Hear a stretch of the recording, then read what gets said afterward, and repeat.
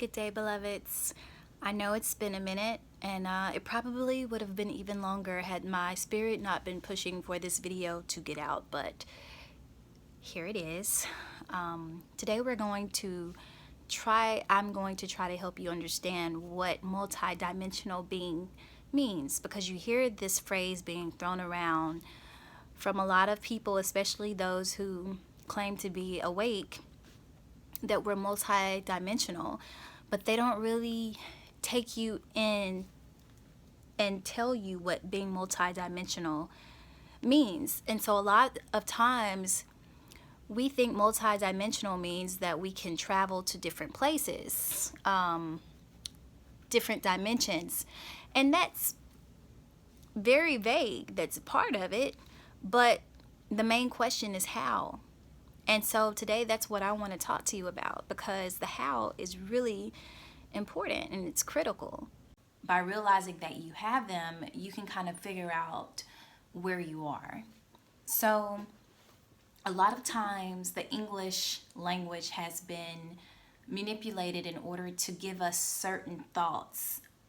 By putting meanings to words that we really don't understand, we think about these words without grasping how they affect us. And language affects all of us, because language is sound, and sound forms pictures. And when you have pictures formed in your head, they become crystallized as images. These images, they determine what you see. So I want to kind of undo some of the damage that has been done to all of us. Let's get to it. Think about it as consciousness has the ability to transcend space and time based on its qualities. So multi-dimensions are pretty much the qualities of your consciousness, the response ability of your consciousness, and where it can go. Demon is the root word of dimension in Latin. And in Latin, demon means spatially. Spatially is a quality, or being spatial is a quality that we all possess. Normally when you're talking about dimensions, you're referring to depth. We're talking about the mind here. We're not talking about the physical body. We're talking about the qualities of consciousness, the mind, and its ability to travel anywhere. That's what we're talking about when we speak of multi-dimensions or multi-dimensions. Even I have a hard time remembering that it's dimension. The root word is demon in Latin. And we've been taught that demon is something bad. Demon is something horrible. Well, we all have the ability to travel spatially within, and that's the only place that exists. So we are all demons. It's not a bad thing. You just have to get some of these English terms out of your mind, because they can literally lock you into a certain space. And many of us have been locked into the outer space, which is the physical world, the physical dimension. In this, each dimension has different qualities, okay? And this helped me realize how ancient we are. We truly are, because we have been around for a long time, but you can have so many different lives just by where your mind exists spatially. It's just like playing a game like Words with friends. Every game is going to be different depending on the letters that you receive. And that game never gets old, because you're always going to have the ability to spell different words. And the more you play, the better you get at spelling words that you probably didn't have in your mental catalog to spell before. So dimensions is kind of like that. The more you live, the more experience you get, the different quality of life you have based upon where your mind is able to travel, and where and what your mind is able to grasp when you're in that space, because that's very important. Now, what determines your ability to travel mentally to these different dimensions is going to be the light, the sun. The sun is changing, beloveds. It's giving off different light codes, and light codes unlock different parts of your self, different parts of your DNA. It allows your DNA to change to be able to accept different information in the light. And this unlocks memories. Okay, this is why some people remember their past lives. This is why I'm able to pull this information out of the ether, because I'm unlocking parts of my DNA with the light that's coming in. And I'm pretty sure this is why they're trying so hard to cover up the light and to give it a bad rep. Like saying that sun causes cancer. It's not so much the sun that's causing the cancer. That's the illusion. The sun has always been trying to pull things that are impurities out of our bodies so that our bodies can rise. The light is there to draw out impurities and draw out negativity and draw out all of the things that do not serve you. It is the manipulation of foods, like removing the seeds. It is the manipulation of the air and the water that the sun is having conflict with. And when your body is not as pure as it needs to be in this third dimension, then it will be destroyed. That is the bottom line. The sun is going to remove everything that's not supposed to be there, and that's its job. So when you're putting on these lotions that are laced with chemicals, and you're putting on all these different soaps that clog the pores, and you go out in the sun and you get skin cancer, it's not the sun that causes skin cancer. It's the artificial chemicals and ingredients on and inside your body. And the more you keep eating bad, the more that you're going to be affected by the changes in the air and the environment. The more that you don't think about how sick the water is that we're drinking, or how sick the food is that we're consuming. I mean, think about it. Seedless grapes, seedless watermelons. How do things grow if they don't have seeds? And we just look at those things as cumbersome. That is extraterrestrial. That is the type of thinking that is foreign to anybody who is an earth being. And that is why it's so imperative for you to start thinking about yourself. Because if you can think about your body and help your body survive, which is the most fragile thing here, then you can survive in other dimensions. But if you can't even take care of something like your physical self, then how will you be able to handle anything else consciously? And that's a serious question.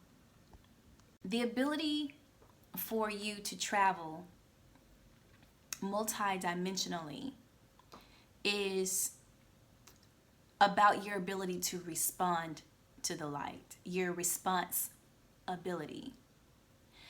Many of us are in the third dimension. What we call the third dimension is the physical plane, which means that you're extraterrestrials, because to be extraterrestrial, it means that you live on the outer realm, the outer part of Earth. Your body is considered Earth. So you live in the physical realm where nothing makes sense to you unless you can see it or touch it. And so this makes you an extraterrestrial. That makes you foreign to the things that are present in different spaces in your mind. That makes you foreign to yourself. Extra means outer, and terrestrial means earth. Your body is considered earth. That means that you are living in the outer surface of the physical world. And that's what the third dimension is. It is a consciousness, it is a level or a place in consciousness that you live and reside in. It is your habitat. And we all are working for the light. We're all light workers, but some of us have been able to work more light than others simply because of how much the light is able to unlock what it is that we know. And you know everything because you have a soul. So your soul is the sun, basically. It's the collection of all light because that's what a black hole does. A black hole collects light from all sources and it gives that light off in heat, in the form of heat. This is what scientists have just now figured out. And it's so funny because our ancient selves have always known this information, but depending on where you are spatially, you do forget. So they have just figured out that black holes give off heat. And if you look at the yin yang symbol, you'll notice that one side is of a black circle with white surrounding it, and the other side, white circle with black surrounding it. The white circle with black surrounding it represents the moon in the darkness. The black circle with the light surrounding it represents the sun that gives off light. So the true face and the true nature of things are not revealed until you are able to travel dimensionally within. And I keep saying dimension is dimensionally. You have to access your demon. That's the ability to travel with your mind. That's all it is. When you access that, there's no place you cannot go. The one tool that we have that helps us access these different dimensions and takes us different places are questions. Questions help us take quests. They help us travel. They help us unlock the answers that are already there. You are capable of accessing the dimension of God inside of your own consciousness. But the way that the third dimension presents God to us is separate from us and something outside of ourselves, so far outside of ourselves that we're not worthy to even be able to see or engage with. And that's just not true. Everything lives inside of you, even God. This is a temple. All temples have the ability to access God, your God self. And a lot of Christians are gonna consider this blasphemy, but the goal is to get past what you have been taught in this third dimension, is to be able to access information that the light is bringing in, to travel to different dimensions, because different dimensions give you different qualities of life. And when you know something, it changes the game. I'm telling you, it changes everything. The goal is to know thyself. And when you know yourself, when you see that you have the ability to be and go anywhere, it erases a lot of this information that we've been taught that has created our false illusions of what reality really is. This is when you understand that a lot of things we've been taught are harmful to us, like psilocybin and mushrooms, DMT, ayahuasca, which are different ways that our ancient selves used to access information. These things are not harmful. Nobody has ever died from taking mushrooms or from taking too much DMT or smoking too much marijuana. These are different fabrications that our government and other people who are wanting to control your mind, which is the true gold, those are the people who give you these indications that plants can harm you. And with the truth being that more people have died from prescription medications and drugs than any type of plant, to be honest. When light codes access your DNA and they activate it, it gives you access to different places consciously. That means that the mind is able to travel to different parts of not just your body, but your body is the universe, and it's able to access information that you would not normally be able to access. And that's what's happening right now. So here is the deal with being able to access this information. This language activates different parts of consciousness. Our languages are so perverted. And what I mean by that is it's filled with backwards words. The meaning of the words in English are not what they mean in almost any other language.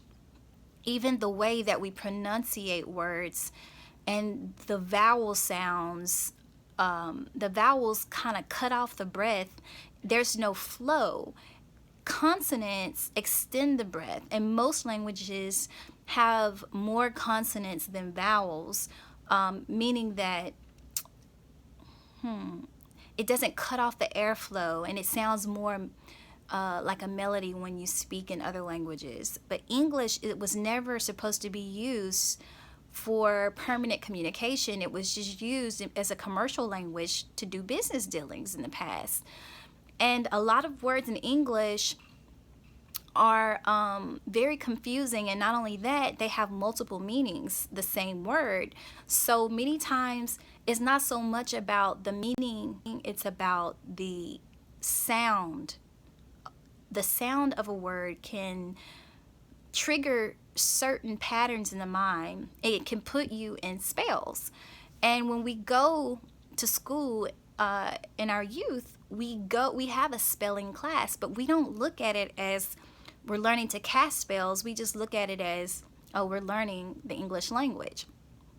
Well, the English language is casting spells on us, and it can put you into a place spatially where it can be very difficult to get out of. There's so much to be said about this. I just don't know that I'll be able to cover it all, because a lot of times you may know something, but putting something in words is so that people get it and so that it makes sense is really difficult sometimes. But nonetheless, I'm going to try because that's who I am. There's so much power in words. I can't even begin to tell you that words have been put on water. I actually put words on my distilled water to change the structure, the molecular structure of water. Words can manipulate the molecular structure of anything, of your body, of the environment, of consciousness. Word is power, and the power is in the word. But if you don't know what the word means, which is what happens a lot of time in the English language, the same word can mean several different things. So when people say good morning, they could really be saying like a happy morning, of which we typically can use that word when we're mourning someone's death or when we're in sadness. And to call something sad good is the epitome of what a lot of the words in English, what they do. They kind of contradict each other. And as a result, we kind of get stuck in this place spatially where we can't move out of. So bear with me.